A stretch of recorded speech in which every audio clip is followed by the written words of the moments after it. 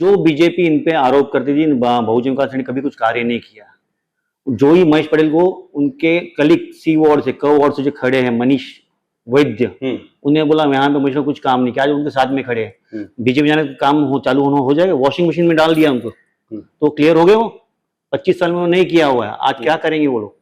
कुछ नहीं कर सकते। खाली उनको दिखाना है कि मुझे अब उनको शायद सिटी से टिकट नहीं मिलता रहेगा, इसलिए वहां पे चले गए। उनको एक पेट में ना क्या बोलते हैं मराठी में, कहा होते भस्म्या, उसको हिंदी में क्या बोलते पता नहीं है, मैंने लालच हो गई है, मुझे लाओ और लाओ। और आप कितना खाओगे, जनता को कितना लूटोगे? आपने इतने सालों में यहाँ पे डेवलपमेंट नहीं किया। आज भी जूदानी पाड़ा कौलदानी वहां पे ऊपर पानी नहीं आ रहा है, पानी पहुंच नहीं रहा है, वहां पे गटर नहीं है। लेकिन आप जो बात कर रहे हैं परिवर्तन तो अभी 1 साल में हुआ है। अभी 1 साल में यहाँ की जो लॉबी है चुन के आई बीजेपी की, 35 साल तो बहुजन विकास आघाड़ी ने यहाँ पे राज किया है, उन्हें आप टारगेट क्यों नहीं करते? 35 साल बहुजन का राज नहीं किया। 35 सांसद किसके थे? विष्णु सावरा जी कहाँ पे थे? बीजेपी में। चिंतन कहाँ पे थे? बीजेपी में। गावित साहब कहाँ पे थे? बीजेपी में। उन्होंने क्यों नहीं किया ये सब? सिर्फ बहुजन विकास का 5 साल बलिराम यादव खासदार थे, राम नाईक भी थे, गोविंदा भी थे, क्यों नहीं हुआ इनसे विकास? पहले तो मैं बीजेपी से पूछूंगा आपने विकास क्यों नहीं किया? आप 35 साल कर रहे हो, आपको भी 1.25 साल दिया था, आपके पास भी 35 साल से ज्यादा काल था, आपने कुछ नहीं किया पालघर जिले के लिए। हमारे रोड पे तो बस सेवा भी नहीं, शर्म आनी चाहिए आप लोगों को। आप एक सादी बस सेवा नहीं चालू कर सकते? जूदानी इतना बड़ा तीर्थ स्थल है, एक बस सेवा नहीं है वहां पे। इनको शर्म आनी चाहिए। इनको पूछिए 35 साल नहीं आपने क्या किया? आपके सांसद यहाँ पे थे, क्या हुआ? सिटी से हम तो पूछेंगे कि इन्होंने किया, पर पहला मेरा सवाल बीजेपी से है, आपके खासदार ने क्या किया? खाली राउंड मान रहते थे या सिर्फ चंदा जमा करके लेके जाते थे? पहला सवाल तो मुझे ये पूछना है। जो अभी यहाँ पे खड़े हैं बीजेपी की ओर सांसद, सॉरी नगर सेवक पद के लिए, महेश पाटिल, वो भी तो यहाँ पे नगर से थे, पिछले 20 साल 25 साल थे ना, 5 टर्म उन्होंने किया हुआ है। उन्होंने विकास क्यों नहीं किया? अभी क्या उनका विकास बाकी है? उनसे नहीं हो रहा है विकास, तो उनको बोलना आप विकास मत करो, विकास के लिए हम लोग स्लम एरिया है, झोपड़ियां हैं, बस्तियां हैं, महिलाओं के लिए शौचालय या फिर शौचालय की जो सुविधा होनी चाहिए है हमें पूरा नहीं है। शौचालय कहाँ है? दिखाइए मुझे आप। जहां पे जाओगे कोलदाड़े में खाली 2 ही शौचालय बांधे हैं, और उसको सफाई कौन करता है? कोई नहीं कर। नगर पालिका कहाँ पे वहां पे आ रही है? नगर पालिका खाली आपकी कचरे गाड़ी लगी, बाकी शौचालय साफ नहीं, रोड सफाई नहीं है। आपने देखा रहा है, गणपति हमारे आए, नवरात्रि आई, पूरे खड्डे में चली गई। रोड बनाए नहीं बनाए, अभी दिखा रहे पैचवर्क। क्या मतलब है उस चीज का? जब हमारे हिंदू धर्म के देवी देवता आए, वो खड्डे से चले गए, तब ये कहाँ पे कि हिंदू खतरे में बोलने लगे? तब ये कहाँ पे थे? नमस्कार, मैं रवि पंडित, और इस वक्त वसीम विरार की जो हवाएं हैं गर्म हो गई है, क्योंकि राजनीतिक से हवा भी गर्म हो रही है। हर पक्ष के नेता और हर पक्ष के उम्मीदवार अपने अपने वोटर्स को लुभाने में लगे हैं। कैसे वोटर्स उनके पास आए, कैसे उनको वोट करें, उसके लिए वादे और विकास की चर्चा हो रही है। और 15 जनवरी को चुनाव है वसीम विरार महानगर पालिका में, उसी के साथ में 29 महानगर पालिका में चुनाव होने वाला है। लेकिन इस बार की जो चुनाव यहाँ पे रणनीति की जा रही है, यहाँ की रणनीति और राजनीति वो काफी अहम है, क्योंकि 10 साल बाद चुनाव होगा और चुनाव में सभी उम्मीदवार पूरा जोर लगा रहे हैं।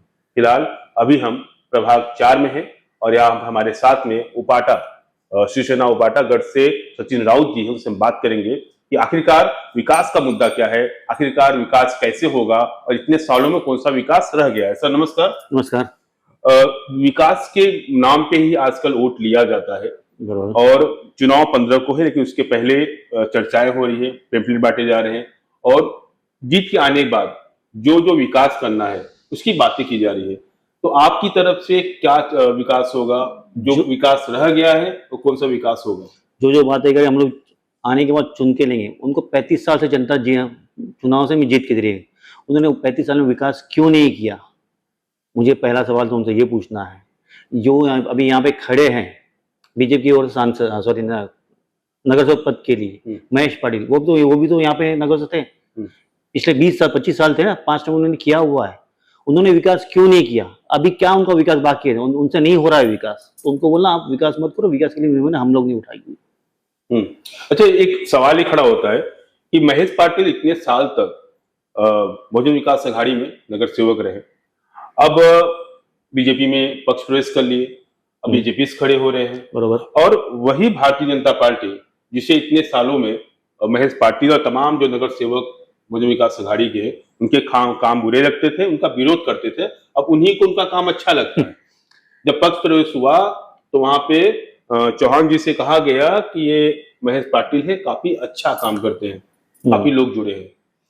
तो जनता कैसे तय करेगी कि आखिरकार विकास कौन करेगा, बहुजन विकास अघाड़ी या फिर बीजेपी? क्योंकि जो नगर सेवक उसमें थे अब इसमें आ गए हैं। जो बीजेपी इन पे आरोप करती थी, बहुजन विकास ने कभी कुछ कार्य नहीं किया।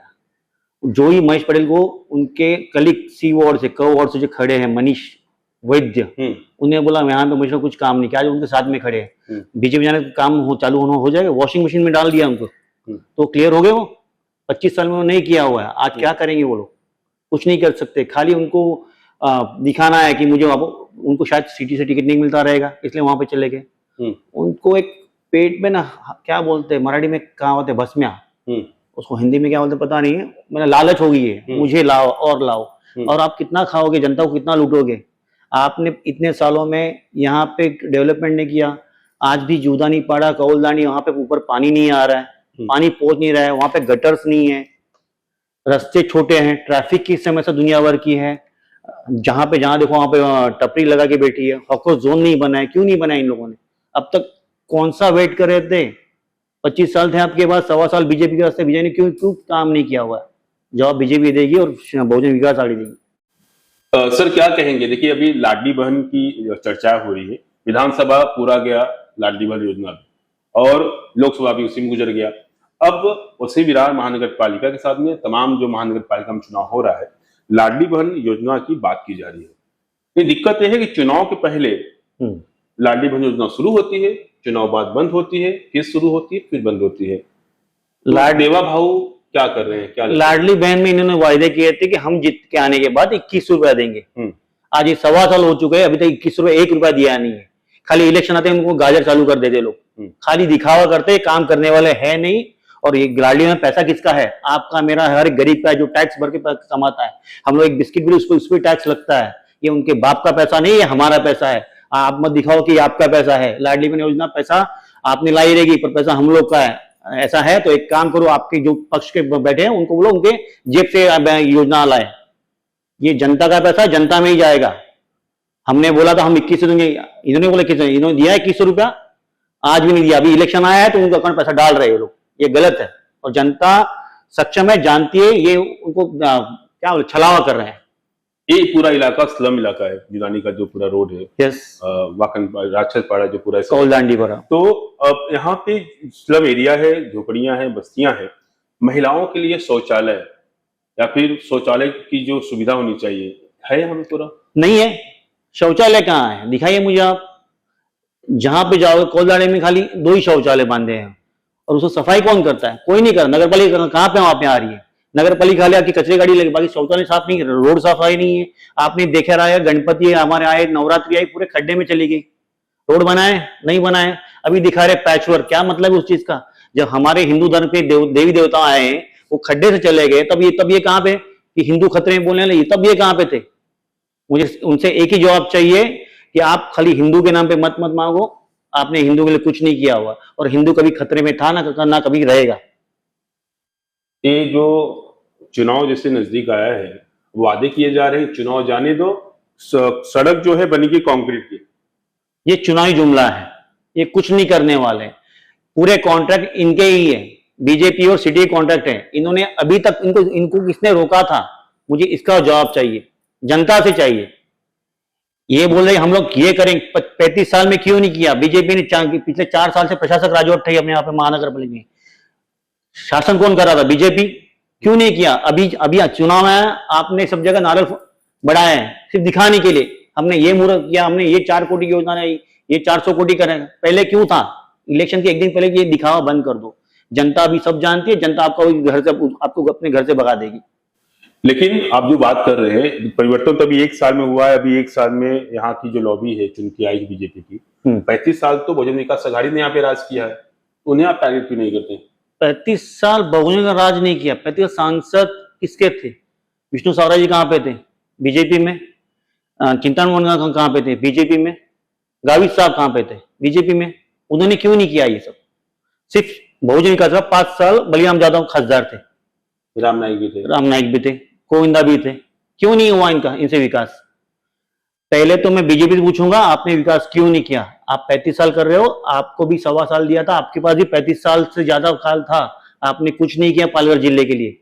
हमारे रोड पे तो बस सेवा भी नहीं, शर्म आनी चाहिए आप लोगों को। आप एक सादी बस सेवा नहीं चालू कर सकते? जूदानी इतना बड़ा तीर्थ स्थल है, एक बस सेवा नहीं है वहां पे। इनको शर्म आनी चाहिए। इनको पूछिए 35 साल नहीं आपने क्या किया? आपके सांसद यहाँ पे थे, क्या हुआ?